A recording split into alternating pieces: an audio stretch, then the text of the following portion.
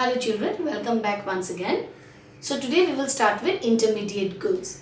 Now when we say intermediate goods, what are intermediate goods? Intermediate goods are those goods which are either used for resale or these are used for further production.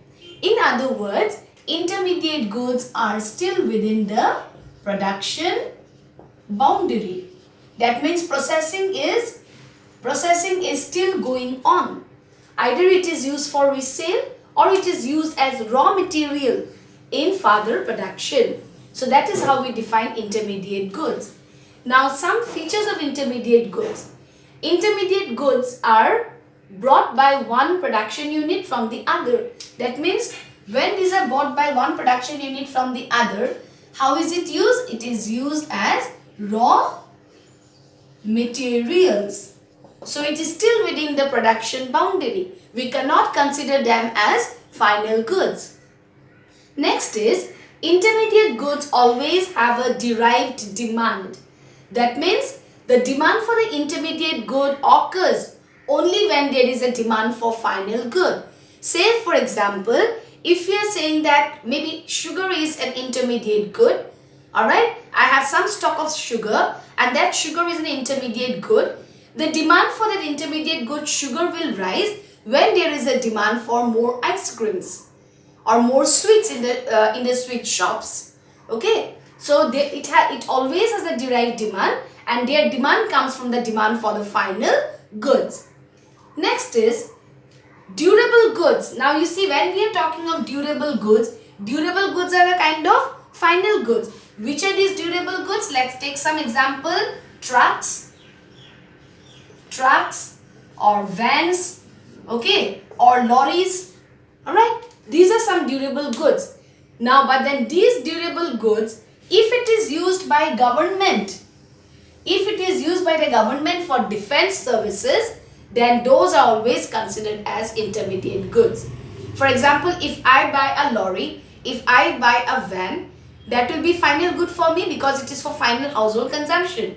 But then when such goods are brought by the government for providing defense services, then those are considered as intermediate goods. Very important. And last category is that, another feature is that the value of intermediate goods always merge with the value of final goods. So when we calculate national income, we take only the final good. Why final good? Because it already includes the value of the intermediate good. Okay, so that is what we mean by the intermediate good. Intermediate means it is still within the production boundary. Either it can be used for resale or it can be used for further production. Now, we will take another example here. How can we differentiate whether the good is an intermediate good or a final good? Okay, whether the good is, whether the good is final or intermediate. How do we determine it? Okay, let's take the example of say milk. Alright, this is one good. If milk is purchased by a household, if we purchase milk, it becomes a final good for us. Similarly, if milk is purchased by a sweet shop, alright, milk is purchased by a sweet shop, so they will be making some sweets out of milk. So for them, milk is an intermediate good, right?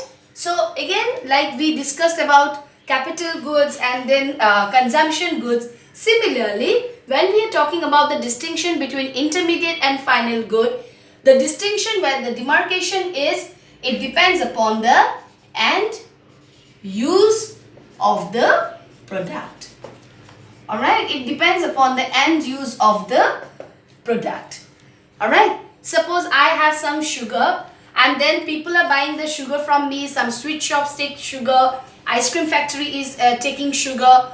Alright, so whatever amount of sugar is been taken by them, maybe 10 kilos one has taken, another one has taken suppose 1 ton. Alright, so those are intermediate sugar gone. Now suppose at the end, year is ending and I am left with 2 more quintals of sugar. And no one purchased the 2 more quintal of sugar from my factory. So at the end of the year, that 2 quintal that still remain with me will be counted as final good. Is it understood? So rest, whatever is purchased by some people either for resale or for further production will be taken as intermediate good, and any good left in the stock which is not taken by anyone for any further production and left with me and the year ends will be considered as final goods. Okay, so now in national income accounting, while calculating national income, we know that this is an earlier knowledge that you have, we never include the intermediate good. So in national income, what do we do? Only final goods are included, right? We never include the intermediate goods because this will lead to double counting. We had a very common example. Suppose we are talking of wheat, we talk of flour, and we talk of bread. Alright? Now wheat, suppose the farmer produces wheat for rupees 100, and then a miller takes the wheat and makes flour, and then that wheat is now becoming flour which is sold for rupees 200. Alright, now he is selling it for rupees 200, but in this 200, what was his intermediate, what was the price of his raw material? It was 100. Yes, so how much has he added? He has added only 100 to it. 100 was his raw material and he is selling with it extra 100 rupees. So 100 rupees has been his value addition. Now suppose one baker shops, okay, takes the flour and makes bread out of it, and then he sells it for rupees 300. So he buys the flour and the entire flour is made into bread, and by selling the bread he is getting 300. So for him, what was the cost of his raw materials? His raw material cost was 200. This was his intermediate good. Alright, and how much is the value addition done by him? Is only 100. So what is now, suppose the production process ends here. Which is the final good here? Bread is the final good.